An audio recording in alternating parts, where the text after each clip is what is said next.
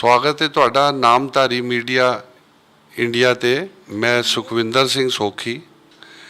अज असी आए हैं नामधारी समाज विच एक ऐसी शख्सियत जिन्हां ने बड़ी सेवा करते आ रहे ने और हुण भी कर रहे ने।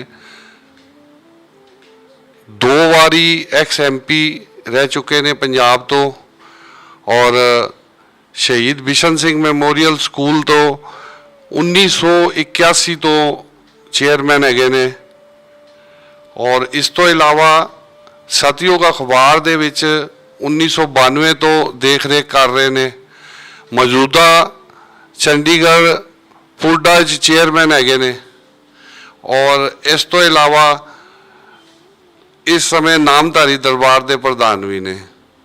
ते अज रूबरू होने आ सरदार हरविंदर सिंह हंसपाल जी के नाल। सत श्री अकाल जी। हंसपाल जी, अज असी आए हैं आज़ादी का दिन हैगा ते आज़ादी के नामधारियों का इतिहास पढ़ाया भी जाता है।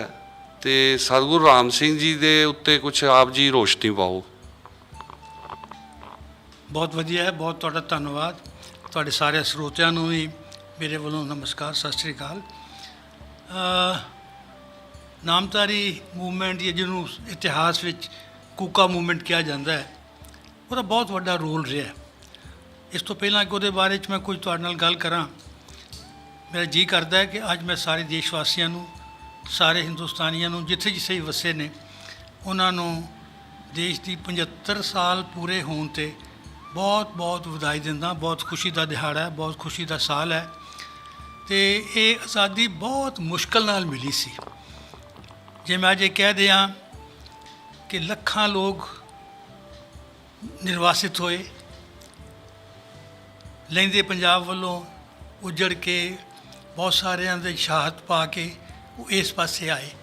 बहुत वड्डी कुर्बानी पंजाबियों ने उस वेले दिती। अज देश नूं उस गल का चेता होना चाहिए कि भी किस तरह आज़ादी मिली। दो ही फिरके कह लो, 2 ही स्टेट्स कह लो, एक पंजाब ते एक बंगाल जिन्हों अज वैस्ट बंगाल कहा जाता है, वंडे गए। तो उन्होंने बहुत वड्डी त्रासदी उस वेले हुई। पर फिर भी साड़ा देश आज़ाद होया। सानू इस गल की खुशी है अंग्रेज़ इत्थों चला गया। जिस अंग्रेज़ एक्चुअली इत्थे सही मानिया विच तजारत करने वास्ते आया सी। मैं देश की आज़ादी की गल करदा, लेकिन तुसां कूका मूवमेंट की गल शुरू की, इस करके गल दसनी बहुत ज़रूरी है कि अंग्रेज़ इत्थे तजारत करने वास्ते आए सन, राज करने वास्ते नहीं सन आए। अज पता नहीं इतिहास के विद्यार्थियों को, हिस्टरी के स्टूडेंट्स को इस गल का कितना ध्यान है या इस पासे कितनी गल करते हैं, या आम जनता को या आम हिंदुस्तानियों को इस गल का कितना पता है कि वो राज करने वास्ते बिल्कुल नहीं सन आए। पर जो हिंदुस्तान के हालात छोटे छोटे स्टेटा, छोटे छोटे रियासतां सन, तो उन्होंने करके हौली हौली जो ये आए सन, तो उस वे बंबई बंदरगाह नहीं सी हुंदा। हिंदुस्तान का बंदरगाह हवाई जहाज़ तो होंदे नहीं सन, तो समुद्री जहाज़ राही आना सी। तो सीधे साढ़े कोल कलकत्ते उतरे आके, तो उत्थे उन्होंने ईस्ट इंडिया कंपनी बनाई। ईस्ट इंडिया का नाम इस करके रखा कि कलकत्ता हिंदुस्तान के ईस्ट विच है, पूर्व वाले पासे हैगा। तो तजारत करने वास्ते आए सन कि इत्थों कच्चा माल लै जाना है, कच्चे माल में इंग्लैंड ले जाके कपड़ा तो होर इहो जिहा समान, कपड़ा उत्थों बना के भेजना, इत्थों कपाह लैके जानी, तो उधरों लैके वापस इत्थे लिया के महंगा करके बेचना, तजारत करना, प्रॉफिट करना, ये उन्होंने कम सी। पर हौली हौली मैं उस पासे नहीं जाता, बहुत लंबी गल हो जाएगी। उन्होंने इत्थे आके ते राज स्थापित कर लिया अपना। महाराजा रणजीत सिंह तो बाद वो अलग इतिहास है, लंबा इतिहास है। तो जदों गुरु राम सिंह ने 1857 इस गल महसूस किया तो कूका पंथ की स्थापना की थी, तो उस वेले सतगुरु जी ने यह कहा कि भाई ये इत्थे बिजनेस करने वास्ते आए ने, तजारत करने वास्ते आए ने, तो जे असी इन्हां दी चीज़ों की वरतों बंद कर दईए, इन्हां नाल असहयोग चला लीए, तो फिर इत्थों अडोल सौखे चले जाएंगे।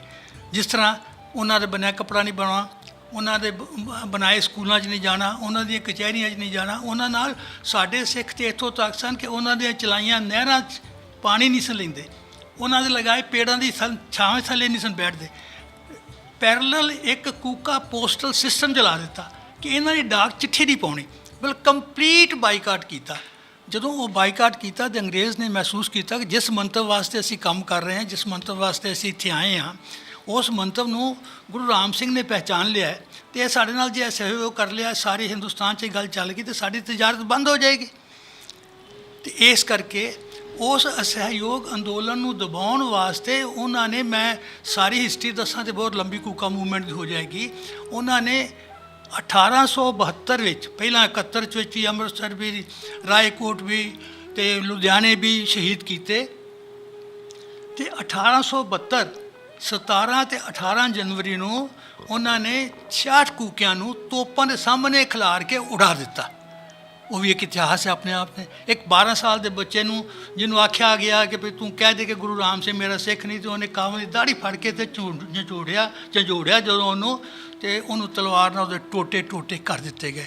ਹੋਰ 17 ਅਤੇ 18 ਜਨਵਰੀ ਦੀ ਵਿਚਕਾਰਲੀ ਰਾਤ ਨੂੰ ਗੁਰੂ ਰਾਮ ਸਿੰਘ ਜੀ ਨੂੰ ਸ੍ਰੀ ਭੈਣੀ ਸਾਹਿਬ ਤੋਂ ਲੁਧਿਆਣੇ ਤੋਂ ਲਿਜਾ ਕੇ ਅਤੇ ਫਿਰ ਇਲਾਹਾਬਾਦ ਰੱਖਿਆ, ਅਤੇ ਇਲਾਹਾਬਾਦ ਤੋਂ ਬਾਅਦ ਕਲਕੱਤੇ ਲੈ ਗਏ, ਕਲਕੱਤੋਂ ਫਿਰ ਰੰਗੂਨ ਲੈ ਗਏ, ਰੰਗੂਨ ਤੋਂ ਫਿਰ ਮਰਗੋਈ ਲੈ ਗਏ। ਬਹੁਤ ਸਾਰੀ ਲੰਬੀ ਉਹ ਇਤਿਹਾਸ ਹੈ ਆਪਣੇ ਆਪ ਵਿੱਚ। ਕਹਿਣ ਦਾ ਮਤਲਬ ਸਿਰਫ ਇੰਨਾ ਹੈ ਕਿ ਉਹਨਾਂ ਨੇ ਅਸਹਿਯੋਗ ਅੰਦੋਲਨ ਸਭ ਤੋਂ ਪਹਿਲਾਂ ਸਤਿਗੁਰੂ ਰਾਮ ਸਿੰਘ ਜੀ ਨੇ, ਜਿਹਨੂੰ ਅੰਗਰੇਜ਼ ਨੇ ਲਿਖਿਆ ਕਿ ਕੂਕਾ ਮੂਵਮੈਂਟ ਕਰਕੇ ਲਿਖਿਆ, ਕਿਉਂਕਿ ਨਾਮਧਾਰੀ ਸਿੱਖਾਂ ਨੂੰ ਕੂਕੇ ਵੀ ਕਿਹਾ ਜਾਂਦਾ ਹੈ, ਅਤੇ ਇਸ ਕਰਕੇ ਉਹਨਾਂ ਨੇ ਕੂਕਾ, ਇਤਿਹਾਸ ਵਿੱਚ ਉਹਦਾ ਨਾਂ ਕੂਕਾ ਮੂਵਮੈਂਟ ਹੈ। ਅਤੇ ਉਸ ਤਰ੍ਹਾਂ ਕਰਕੇ ਫਿਰ ਉਹਨਾਂ ਨੇ ਸਤਿਗੁਰੂ ਰਾਮ ਸਿੰਘ ਨੂੰ ਜਲਾਵਤਨ ਕਰਕੇ ਉਹਨੇ ਸਮਝਿਆ ਕਿ ਜੇ ਗੁਰੂ ਰਾਮ ਸਿੰਘ ਇੱਥੇ ਰਹਿਣਗੇ ਅਤੇ ਫਿਰ ਇਹ ਮੂਵਮੈਂਟ ਵੱਧਦੀ ਚਲੀ ਜਾਏਗੀ, ਅੱਗ ਵਾਂਗੂ ਭਾਂਬੜ ਮੱਚ ਜਾਏਗਾ, ਸਾਥੋਂ ਸਾਂਭੀ ਨਹੀਂ ਜਾਣੀ, ਅਤੇ ਉਹਨਾਂ ਨੂੰ ਉੱਥੇ ਭੇਜ ਦਿੱਤਾ। ਇੱਥੇ ਬਸ ਨਹੀਂ ਕੀਤਾ ਗੁਰੂ ਹਰੀ ਸਿੰਘ ਨੂੰ। ਉਹਨਾਂ ਤੋਂ ਬਾਅਦ ਭੈਣੀ ਸਾਹਿਬ ਵਿੱਚ 53 ਸਾਲ ਚੌਕੀ ਬਿਠਾਈ ਰੱਖੀ ਪੁਲਿਸ ਦੀ, ਔਰ ਪੁਲਿਸ ਦੀ ਚੌਕੀ ਐਸੀ ਬਿਠਾਈ ਉੱਥੇ, ਮੈਂ ਕਿਸੇ ਮਜ਼ਹਬ ਦੀ ਗੱਲ ਨਹੀਂ ਕਰਨ ਲੱਗਾ, ਅਤੇ ਉਹ ਸਮਝਦੇ ਸਨ ਕਿ ਪੈ ਜੇ ਅਸੀਂ ਇੱਥੇ ਕੋਈ ਹੋਰ ਬਿਠਾਏ ਤਾਂ ਸ਼ਾਇਦ ਕੋਈ ਰਿਆਇਤ ਕਰ ਦੇਣਗੇ। ਜਿਹੜੇ ਸਖਤ ਤੋਂ ਸਖਤ ਬੰਦੇ ਹੋ ਸਕਦੇ ਸਨ ਉਹ ਭੈਣੀ ਸਾਹਿਬ ਚੌਕੀ 'ਤੇ ਲਾਏ। ਜਿਹੜਾ ਸਿੱਖ ਇੱਕ ਵਾਰੀ ਆ ਕੇ 6 ਦਰਸ਼ਨ ਕਰ ਜਾਂਦਾ ਸੀ, ਦੁਬਾਰਾ 6 ਮਹੀਨੇ ਉਹਨੂੰ ਆਉਣ ਦੀ ਇਜਾਜ਼ਤ ਨਹੀਂ ਸੀ ਹੁੰਦੀ। ਔਰ ਬਹੁਤ ਸਾਰੀਆਂ ਇਹੋ ਜਿਹੀਆਂ ਗੁਰੂ ਹਰੀ ਸਿੰਘ ਦੇ ਟਾਈਮ ਪਰ ਇਹ ਸਖਤੀ ਇਸ ਕਰਕੇ ਕੀਤੀ ਕਿ ਦੁਬਾਰਾ ਇਹ ਮੂਵਮੈਂਟ ਸ਼ੁਰੂ ਨਾ ਹੋ ਸਕੇ।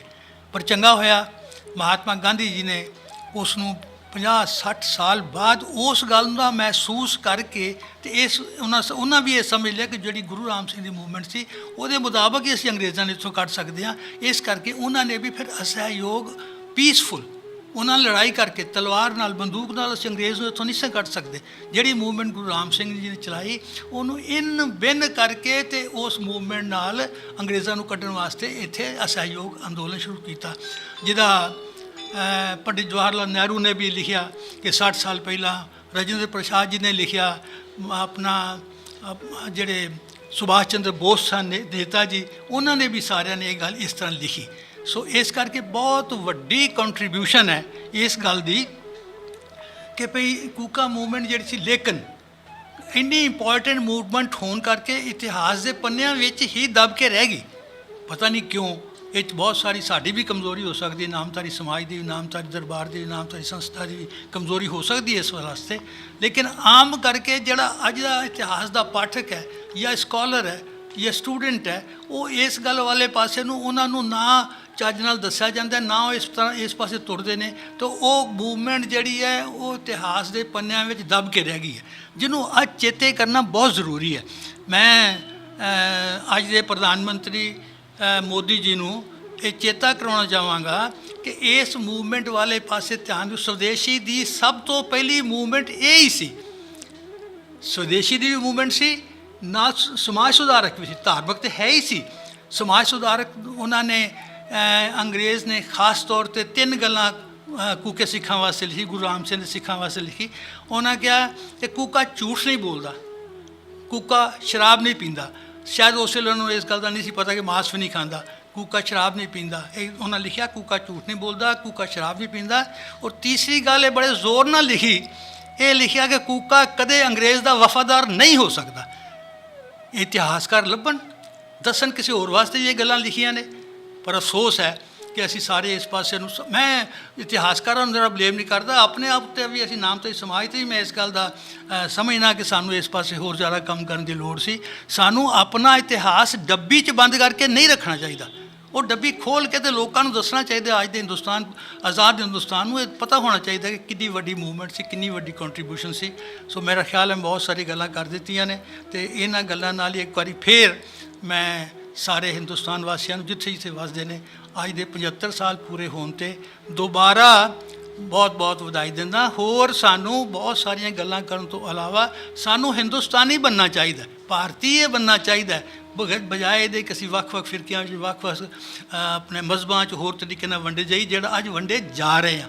ਇੱਕ ਗੱਲ ਮੈਂ ਹੋਰ ਇੱਥੇ ਕਹਿਣੀ ਚਾਹੁੰਦਾ, ਔਰ ਖ਼ਾਸ ਤੌਰ 'ਤੇ ਮੇਰੀ ਗੱਲ ਜੇ ਪਹੁੰਚਦੀ ਹੋਵੇ ਤੇ ਮੋਦੀ ਜੀ ਕੋਲ ਜੇ ਪਹੁੰਚਦੀ ਹੋਵੇ, ਤੇ ਅੱਜ ਹਿੰਦੁਸਤਾਨ ਦੀਆਂ ਜਿਹੜੀਆਂ ਹੋਰ ਬਹੁਤ ਸਾਰੀਆਂ ਲੋੜਾਂ ਨੇ ਤੁਸੀਂ ਪੂਰੀਆਂ ਕਰਨ ਦੀ ਕੋਸ਼ਿਸ਼ ਕਰ ਰਹੇ ਹੋ, ਕਿਹਦੇ 'ਚ ਕਾਮਯਾਬ ਹੁੰਦੇ, ਕਿਸੇ 'ਚ ਨਹੀਂ ਹੁੰਦੇ। ਉਹ 'ਚ ਬਹੁਤ ਵੱਡੀ ਲੋੜ ਇਸ ਗੱਲ ਦੀ ਹੈ ਕਿ ਕਰਪਸ਼ਨ ਨੂੰ ਹਿੰਦੁਸਤਾਨ 'ਚੋਂ ਖ਼ਤਮ ਕੀਤਾ ਜਾਵੇ। ਕਰਪਸ਼ਨ ਇੰਨੀ ਜ਼ਿਆਦਾ ਹੋ ਗਈ ਹੈ, ਮੈਂ ਕੱਲ੍ਹ ਕਿਤੇ ਸੁਣ ਰਿਹਾ ਸਾਂ ਕਿ ਅੱਜ ਦੀ ਸੰਸਦ ਵਿੱਚ ਸ਼ਾਇਦ 250 ਜਾਂ 250 ਬੰਦੇ ਕ੍ਰਿਮੀਨਲ ਹੈਗੇ ਨੇ। ਕਿਉਂ ਹੈਗੇ ਨੇ? ਜਦੋਂ ਪਰਚੇ ਭਰੇ ਜਾਂਦੇ ਨੇ ਇਲੈਕਸ਼ਨਾਂ ਵਾਸਤੇ, ਜਾਂ ਜਦੋਂ ਸਿਲੈਕਸ਼ਨ ਹੁੰਦੀ ਕੈਂਡੀਡੇਟਸ, ਮੈਂ ਕਿਸੇ ਇੱਕ ਪਾਰਟੀ ਦੀ ਗੱਲ ਨਹੀਂ ਕਰ ਰਿਹਾ, ਮੈਂ ਸਾਰੀਆਂ ਪਾਰਟੀਆਂ ਦੀ ਗੱਲ ਕਰ ਰਿਹਾ। ਅਤੇ ਉਹਨਾਂ ਪਾਰਟੀਆਂ ਨੂੰ ਇਹ ਵੇਖਣਾ ਚਾਹੀਦਾ ਕਿ ਜਿਹੜੇ ਅਸੀਂ ਕੈਂਡੀਡੇਟ ਖੜ੍ਹੇ ਕਰ ਰਹੇ ਹਾਂ, ਉਹ ਕੈਂਡੀਡੇਟ ਇਹੋ ਜਿਹੇ ਹੋਣ ਜਿਨ੍ਹਾਂ ਦਾ ਆਪਣਾ ਜੀਵਨ ਸਾਫ ਸੁਥਰਾ ਹੋਵੇ। ਪਾਲ ਜੀ, ਜਿਵੇਂ ਅੱਗੇ ਦੀ ਪੀੜ੍ਹੀ ਹੈ ਜਾਂ ਜਿਹੜੇ ਹੁਣ ਮੌਜੂਦਾ ਹੈਗੇ ਨੇ, ਉਹਨਾਂ ਨੂੰ ਕਿਵੇਂ ਇਹ ਚੀਜ਼ਾਂ ਦਿਖਣ? ਇਸ ਵਾਸਤੇ ਕੋਈ ਸਾਡੇ ਇਤਿਹਾਸਿਕ ਚੀਜ਼ਾਂ ਬਣੀਆਂ ਨੇ ਜਿੱਥੇ ਕੋਈ ਦੇਖੇ, ਔਰ ਪਹਿਲੇ ਦੀਆਂ ਸਰਕਾਰਾਂ ਨੇ ਇਹ ਵੀ ਕਿਹਾ ਸੀ ਕਿ ਨਾਮਧਾਰੀਆਂ ਦਾ ਜਿਹੜਾ ਕੁਰਬਾਨੀਆਂ ਔਰ ਸ਼ਹੀਦੀਆਂ ਨੇ ਉਹ ਸੁਨਹਿਰੇ ਅੱਖਰਾਂ 'ਚ ਲਿਖੀਆਂ ਜਾਣਗੀਆਂ। ਇਹ ਦੋਨਾਂ 'ਤੇ ਰੋਸ਼ਨੀ ਪਾਓ।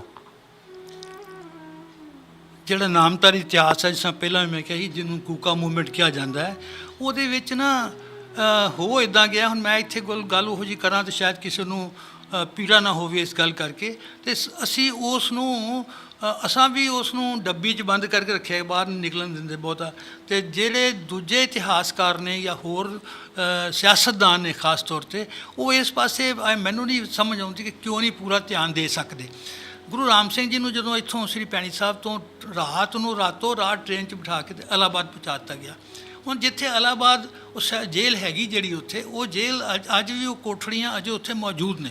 ਹਜ਼ਾਰੀ ਬਾਗ ਸਾਡੇ ਸਿੱਖ ਰੱਖੇ ਗਏ, ਅਤੇ ਉਹਨਾਂ ਨੂੰ ਪ੍ਰੀਜ਼ਰਵ ਕਰਕੇ ਉੱਥੇ ਇਤਿਹਾਸ ਲਿਖਿਆ ਜਾਵੇ। ਉੱਥੋਂ ਦੇ ਵਿਜ਼ਟਰਸ ਨੂੰ ਪਤਾ ਲੱਗੇਗਾ ਕਿ ਕਿਉਂ ਇਹ, ਕਿਸ ਤਰ੍ਹਾਂ ਗੁਰੂ ਰਾਮ ਸਿੰਘ ਨੂੰ ਇੱਥੋਂ ਤੋਰਿਆ ਗਿਆ, ਕਿਸ ਤਰ੍ਹਾਂ ਬਾਹਰ ਕੱਢਿਆ ਗਿਆ, ਫਿਰ ਇੱਥੋਂ ਕਲਕੱਤੇ ਲਿਜਾਇਆ ਗਿਆ। ਕਲਕੱਤੇ ਜਗ੍ਹਾ ਬਣ ਸਕਦੀ ਹੈ, ਉਹਦੀ ਯਾਦਗਾਰ ਬਣ ਸਕਦੀ ਹੈ। ਫਿਰ ਉਸ ਤੋਂ ਬਾਅਦ ਉਹਨਾਂ ਨੂੰ ਰੰਗੂਨ ਲੈ ਗਏ।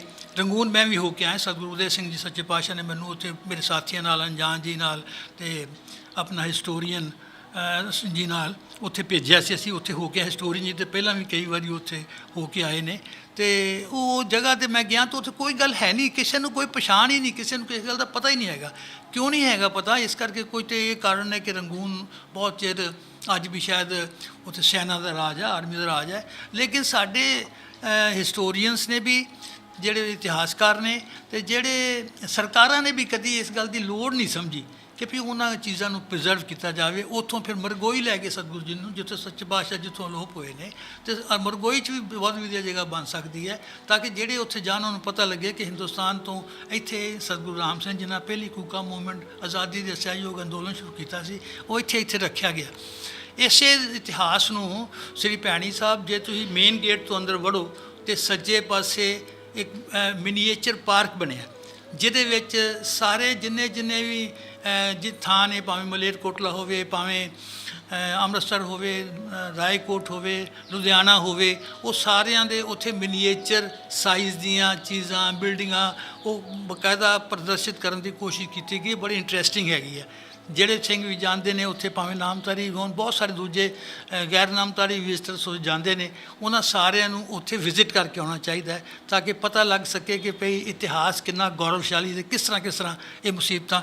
ਅੱਜ ਇਹ ਕਹਿ ਦੇਣਾ ਕਿ ਭਈ ਉੱਥੇ ਫਾਂਸੀ ਲਟਕ ਗਏ, ਹੁਣ ਇਹ ਸਾਡੇ ਬੜਾ ਇਤਿਹਾਸ 'ਚ ਸਪਸ਼ਟ ਲਿਖਿਆ ਹੈ ਕਿ ਅੰਮ੍ਰਿਤਸਰ ਖਾਸ ਤੌਰ 'ਤੇ ਉਹ ਉਹਨਾਂ ਨੇ ਆਖਿਆ ਕਿ ਅਸੀਂ ਹਰਿਮੰਦਰ ਸਾਹਿਬ ਤੋਂ ਪਹਿਲਾਂ ਇਸ਼ਨਾਨ ਕਰਕੇ ਆਵਾਂਗੇ ਸਰੋਵਰ 'ਚੋਂ, ਫਿਰ ਤੰਦੀ ਰੇਸ਼ਮ ਦੇ ਰੱਸਿਆਂ ਨਾਲ ਅਸੀਂ ਆਪਣੇ ਗਲਾਂ 'ਚ ਆਪ ਪਾਵਾਂਗੇ, ਕਿਸੇ ਦੇ ਹੋਰ ਹੱਥ ਨਹੀਂ ਲਾਉਣੇ, ਕਿਉਂਕਿ ਉਹ ਸ਼ੁੱਧ ਹੋ ਕੇ ਬਾਣੀ ਪੜ੍ਹਦੇ ਉੱਥੇ ਗਏ, ਸ਼ਬਦ ਕੀਰਤਨ ਕਰਦੇ ਗਏ, ਅਤੇ ਉੱਥੇ ਉਹਨਾਂ ਨੇ ਆਪਣੇ ਆਪ ਗਲਾਂ 'ਚ ਫੰਦੇ ਪਾ ਕੇ ਅਤੇ ਫਾਂਸੀਆਂ 'ਤੇ ਲਟਕੇ।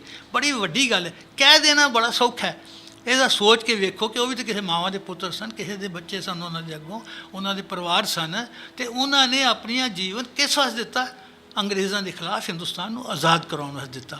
ਅੱਜ ਕਿਸੇ ਨੂੰ ਕੋਈ ਗਊਆਂ ਨਾਲ ਜੋੜ ਦਿੰਦਾ, ਕੋਈ ਕਿਸੇ ਗੱਲ ਨਾਲ ਜੋੜ ਦਿੰਦਾ। ਅਸਲ ਗੱਲ ਇਹ ਹੈ ਕਿ ਆਜ਼ਾਦੀ ਦੀ ਲੜਾਈ ਹਿੰਦੁਸਤਾਨ 'ਚੋਂ ਅੰਗਰੇਜ਼ ਨੂੰ ਬਾਹਰ ਕੱਢਣ ਵਾਸਤੇ ਇਹ ਸਾਰਾ ਕੁਝ ਹੋਇਆ। ਤੇ ਇਸ ਕਰਕੇ ਸਰਕਾਰਾਂ ਨੂੰ ਬਹੁਤ ਵੱਡਾ ਇਸ ਗੱਲ ਵਾਸਤੇ ਰੋਲ ਕਰਨਾ ਚਾਹੀਦਾ ਹੈ। ਜਿਹੜੀ ਮੈਂ ਗੱਲ ਪਹਿਲਾਂ ਕਰਪਸ਼ਨ ਦੀ ਕੀਤੀ ਹੈ, ਨਾਲੇ ਸਦਾਚਾਰਕ ਜੀਵਨ ਨੂੰ ਸਹੀ ਰੱਖਣ ਵਾਸਤੇ ਇਹਨਾਂ ਗੱਲਾਂ ਦੀ ਜਾਣਕਾਰੀ ਹੋਵੇਗੀ ਕਿ ਕਿੰਨੀ ਮਹਿੰਗੀ ਕੀਮਤ ਨਾਲ ਸਾਨੂੰ ਇਹ ਆਜ਼ਾਦੀ ਮਿਲੀ ਹੈ। ਜੇ ਅੱਜ ਅਸੀਂ ਆਪਣੇ ਆਉਣ ਵਾਲੀ ਪੀੜ੍ਹੀ ਨੂੰ ਦੱਸਾਂਗੇ ਤੇ ਬਹੁਤ ਸਾਰੇ ਅਸੀਂ ਵਿਸ਼ੇ ਵਿਕਾਰਾਂ ਤੋਂ ਬਚ ਸਕਦੇ ਹਾਂ, ਜਿਹਦੀ ਬਹੁਤ ਜ਼ਰੂਰਤ ਅੱਜ ਲੋੜ ਹੈ ਸਰਕਾਰਾਂ ਨੂੰ ਇਸ ਪਾਸੇ ਧਿਆਨ ਦੇਣ ਦੀ। ਧੰਨਵਾਦ ਜੀ।